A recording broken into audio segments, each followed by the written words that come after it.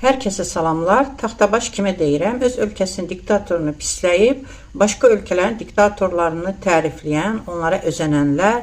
Bizdə bir qrup insan Putini özənir, bir qrup insan Ayatollalara, bir qrup insan Erdoğana.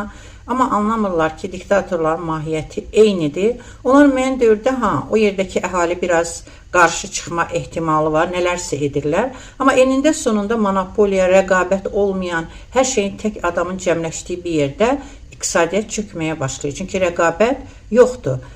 Deyirsiniz kapitalizm belə elə bu ölkələr də kapitalizmdədir də, amma eybəcər formasında, feodalizmlə qarışmış bir kapitalizmdə.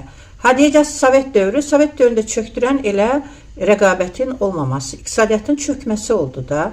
Yəni onu müxalifət çöktürmədi ki. İndiki ölkələrdə də görürsünüz, vəziyyət elə bir yerə çatır ki, bıçaq sümüyə dayanır və xalq ayaqlanır. Yəni bax belə sistemlərin sonunda yəni çökür. Əgər normal yolla çöktürə bilmirsənsə, bax bu cür ağrılı, faciəli, qan qadaylı olur.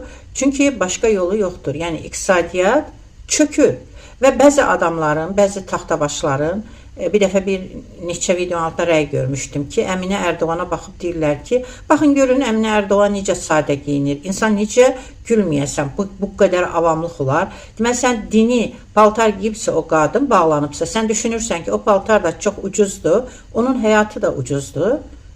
Bir girin baxın ki, o insan, onların o Erdoğan və Əminənin oturduğu saray neçə milyon dollara başa gəlir. Hətta Əminə Erdoğanın içdiyi çayın qiymətinə baxın. Yəni, insan bu qədər də avam olarmı?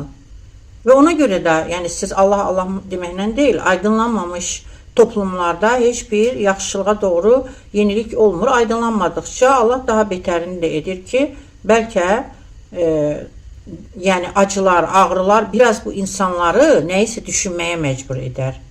Erdoğanların sarayı 660 milyon dollara başa gəlib, sarayın hər aylıq xərci 1 milyard TL, yəni 25 milyondan yuxarıdır.